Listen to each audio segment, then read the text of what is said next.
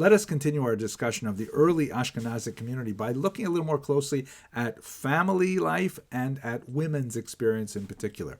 So one of the most fascinating sources we have for the demographics of family life in early Ashkenaz are the Crusade martyrologies that date from the very late 11th century and the early 12th century. The Crusades, which we'll hopefully discuss a little bit later, extremely important event in the development of early Ashkenaz.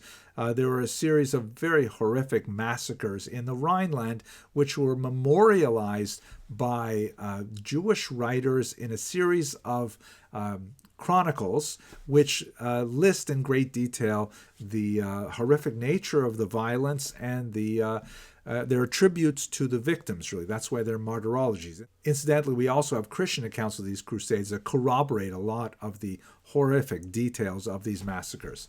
But if we look at these martyrologies specifically for the family data, the vital statistics of the families that are represented there, we get a lot more interesting information about how the Jews organize themselves as families. Again, it's kind of a weird data set because it's looking at lists of victims of families. And obviously this is not the purpose for which it was recorded, but nevertheless we can glean some data from it. And I'm borrowing from the great work of Kenneth Stowe here, who wrote about this in his monograph, Alienated Minority.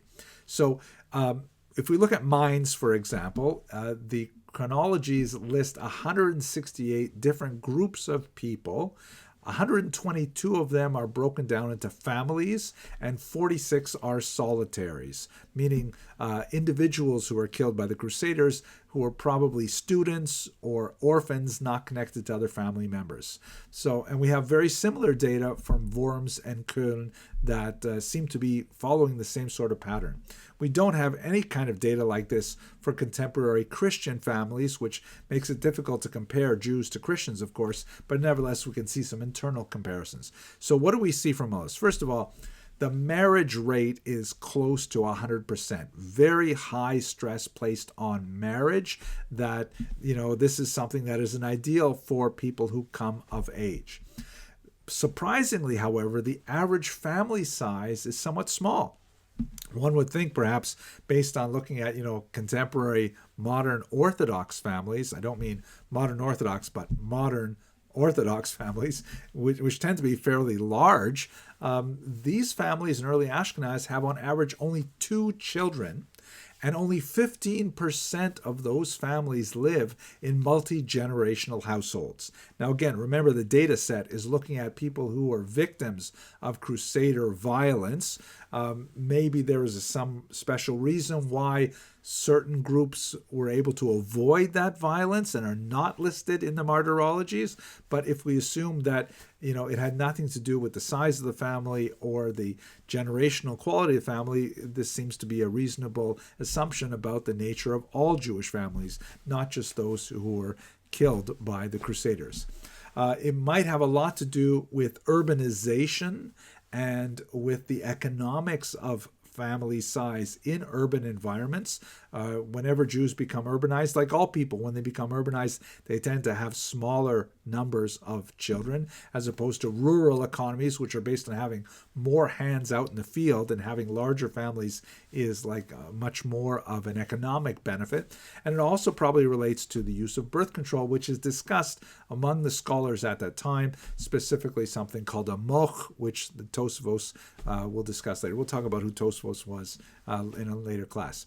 So the fascinating kind of insights, I think, that the family size was actually surprisingly small, average of 2 children, and that these households were not multi-generational. If we look a little bit at the lives of women in the medieval period, there's so much to say here, but I'm going to try and compress it into a very short space of time. There's one really important thing that really comes from the nature of how Judaism traditionally regards the activity of women. And this requires kind of a chart to explain it. I think an easy way to understand how men and women experience Judaism from a very different perspective, a gendered perspective, a sex perspective, the easiest way to look at it is to consider how the commandments are considered from the perspective of men versus women, and they are viewed differently.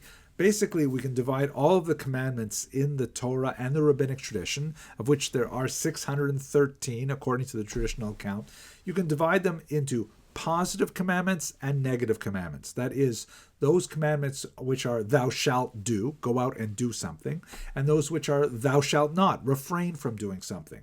We can also divide those on a horizontal axis as those which are defined by time, meaning go do this at a particular time, or do not do this at this particular time, and other commandments which are not defined by time, meaning that you must always do these commandments anytime, and you must never do these commandments during these particular times. Examples. A positive commandment, which is defined by time, would be the commandment to sit in a sukkah, right, which is an outdoor dwelling that is only for the holiday of Sukkot. A negative commandment defined by time would be do not eat bread on the holiday of Passover. You can eat bread the rest of the year, but on Passover, do not eat bread, right? So that's positive and negative defined by time. Now, not defined by time would be like honor father and mother. That is positive. It has no time limits.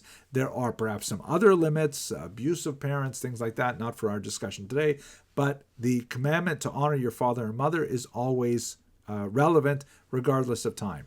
And similarly, do not murder. Once again, self-defense, war, things like that, but there might be exceptions, but do not murder is not defined by time. There is never a time when murder is acceptable. Again, I'm discussing in broad strokes just to give the point across. How does this relate to women?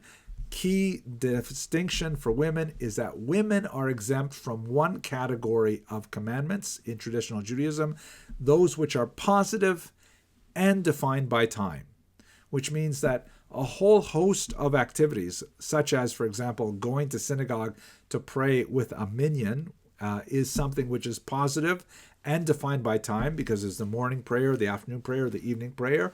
Women are exempt. Women still have the obligation to pray, but they don't have to be locked into a communal time structure. This obviously has huge advantages for putting women in charge of domestic tasks such as child rearing, which do not admit to schedule. As someone who is a parent of multiple children, there is definitely no time commitment that is exclusive for child rearing. And so this would really emphasize the distinction between being active in the public sphere and being active in the private sphere. The private sphere tend to be women's domain. Now, there are some exceptions, such as, for example, lighting candles on Friday night. That is positive. You will light the candles. It is defined by time on Friday night. And it is nevertheless associated with women drinking 4 cups of wine on Passover and things like that. But in general, that is the overwhelming distinction for women and men when it comes to the commandments. And it led to a very different kind of experience of Judaism for women overall. I don't want to go deeper into this, but we should understand this in order to understand the distinction between men and women in the private and public sphere. Economically, however, it's important to point out that since men were involved, Ashkenazi men were overwhelmingly involved in commerce, women were also overwhelmingly involved in economic activities like commerce, specifically when it dealt not so much with international travel, which would be more of public domain, but in terms of private shopkeeping, being a moneylender, for example. We have many, many examples of very successful active moneylenders because of the distinction between public and private being something that was open to them in this regard. Well, so much more to say, but let's stop here, and we're going to pick up with the marriage bans in the next video. Thank you very much for watching.